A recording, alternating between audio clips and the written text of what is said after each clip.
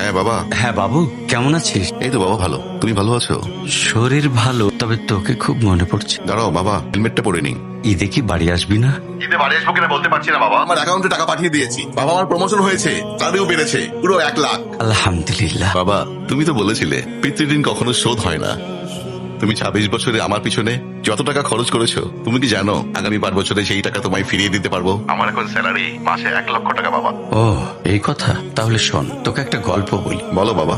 তোর বয়স যখন 4, তখন আমার বেতন 3,000 টাকা। 1200 টাকা ঘর ভাড়া দিয়ে 1800 টাকায় চলে সংসার। আমি আমার সাধ্যমতো সারা জীবন চেষ্টা করেছি মাকে সুখী করতে, প্রতি ঈদে কোরবানি দিতে। যেবার প্রথম স্কুলে ভর্তি করালাম, এবারই প্রথম আমরা আমাদের কোরবানি দিতে পারিনি। সে বছর তোর মাকেও কোনো উপহার দিতে পারিনি। তুই যখন ভার্সিটিতে উঠলি, আমাদের অবস্থা তখন মোটামুটি ভালো, কিন্তু খুব কষ্ট হয়ে গিয়েছিল যখন আমার ট্রান্সফার হয়।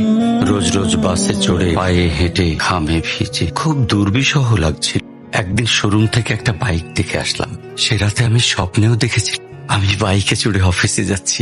কিন্তু পরের দিন তুই বায়না ধরলি, জার্নি করতে তোর কষ্ট হয়, তোর কষ্টে আমারও কষ্ট হয়, আমি বাইকটা তোকে কিনে দিয়েছিলাম।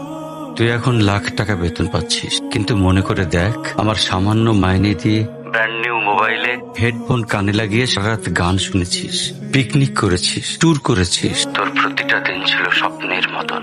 আর তোর টাকা নিয়ে আমি এখন হার্টের বাইপাস করাই, ডায়াবেটিক মাপাই। জানিস বাবা, আমার মাছ খাওয়া নিষেধ, মাংস খাওয়া নিষেধ। কি করে এত টাকা খরচ করি বল?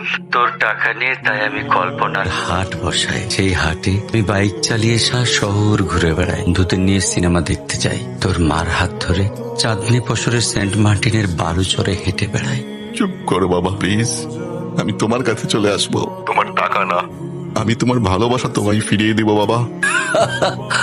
বোকা ছেলে, বাবাদের ভালোবাসা কোনো ফিরিয়ে দেওয়া যায় না। ছোট্ট শিশুর মলমূত্র মোছা যায়, আর বুড়োদের ঘরেও ঢোকা যায় না। তোকে একটা প্রশ্ন করি বাবা, ধর তুই, আমি আর তোর খোকা তিনজন এক নৌকায় বসে আছি। হঠাৎ নৌকাটা ডুবতে শুরু করলো। যে কোনো একজনকে তুই বাঁচাতে পারবি, কাকে বাঁচাবি?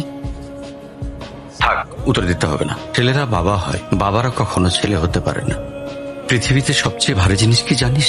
পিতার কাঁধে পুত্রের লাশ।